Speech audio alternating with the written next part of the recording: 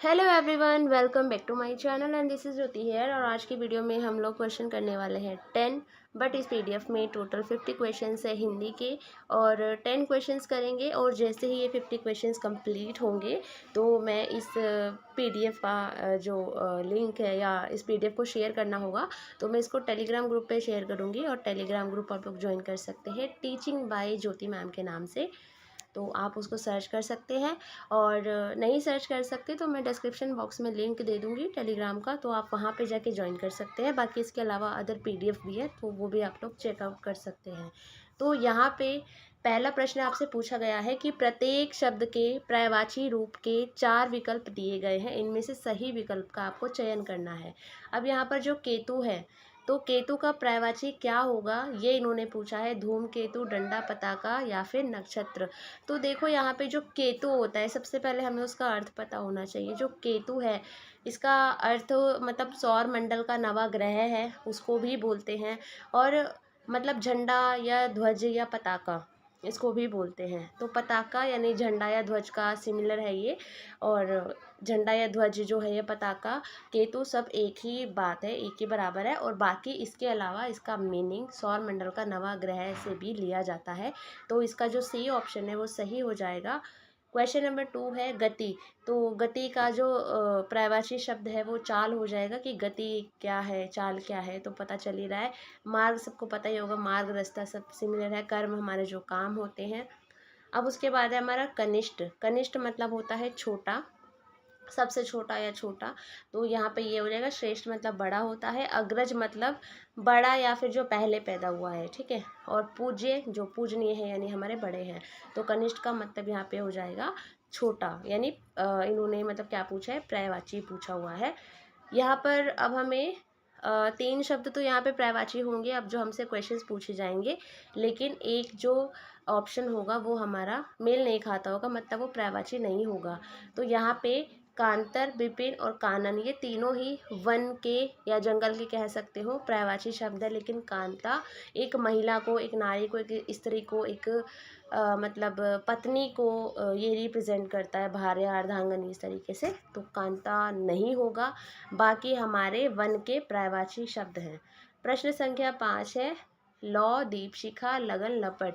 तो इसमें जो लौ, दीपशिखा और जो लपट है ये अग्नि को रिप्रेजेंट करते हैं, लेकिन जो लगन है वो स्नेह, लगाव, प्यार उसको दर्शाता है। तो 5वें का जो ऑप्शन सी है वो हमारा सही हो जाएगा, क्योंकि वो हमारा पर्यायवाची शब्द नहीं है। उसके बाद अगला प्रश्न है यहाँ पे 6 का अनिवार्य का ऑपोजिट आपको बताना है। यहाँ पर इन्होंने प्रश्न पूछे हैं कि सही विलोम शब्द बताइए। तो अनिवार्य का विलोम, अनिवार्य मतलब कि ये करना ही करना है। वैकल्पिक मतलब ठीक है कर भी सकते हो, नहीं भी कर सकते, तो ए ऑप्शन सही हो जाएगा। आवश्यक इसी का पर्यायवाची हो जाएगा, अनिवार्य का ज़रूरी भी। और पृष्ठांकित मतलब क्या होता है, देखो पृष्ठांकित का मतलब होता है साबित करना या समर्थन करना या पुष्टि करना, ठीक है। तो ये तो होगा नहीं, तो हमारा ए ऑप्शन सही हो जाएगा। क्वेश्चन नंबर 7 है हमारा उन्मूलन। उन्मूलन मतलब होता है जड़ से खत्म करना। और रोपण मतलब क्या होता है, रोपण मतलब लगाना उसको, ठीक है। जैसे हम रोपते हैं ना तो कोई पौधा, और उन्मूलन उसको उखाड़ देना। और विमूलन मतलब भी उखाड़ना होता है, उद्घाटन मतलब आपको सबको पता है। और श्रृंखलन मतलब एक वैसे तो श्रृंखला बाधित करना, किसी चीज़ को लाइन में सीक्वेंस में लगाना, बट जब मैंने इसको गूगल पे सर्च किया तो बेसिकली ये कुछ कार्बन वार्बन साइंस से रिलेटेड था, तो ये तो होगा नहीं। तो इसका उन्मूलन का जो ऑपोजिट वर्ड है वो रोपण हो जाएगा। उन्मूलन उखाड़ना, रोपण उगाना, ठीक है, ये लगाना है एक तरीके से, ऐसे कह सकते हो। क्वेश्चन नंबर 8 है निंदनीय।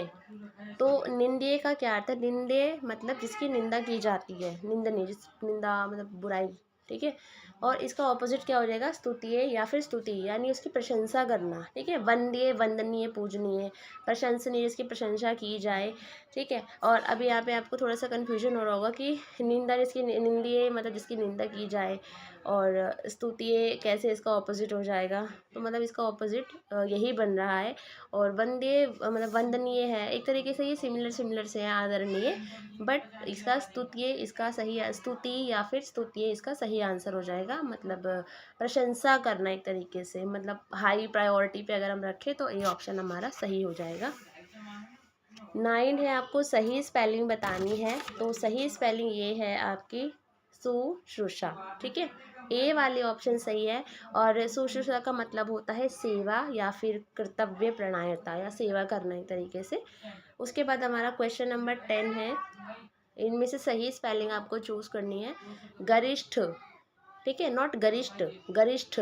गरिष्ठ मतलब होता है कि कठिनता से पचने वाला भोजन। जैसे गरिष्ठ भोजन मत किया करो, मतलब भारी भोजन मत किया करो, पचता देर से है, बीमारियां लग जाती हैं फिर, है ना। तो इस तरीके से हम गरिष्ठ मतलब जो मतलब बहुत आसानी से ना बच सके उसको बोलते हैं। तो ये 10 क्वेश्चंस थे। और आपको ये क्वेश्चंस कैसे लगे, जैसे भी लगे हो तो प्लीज़ मुझे कमेंट करके बताना।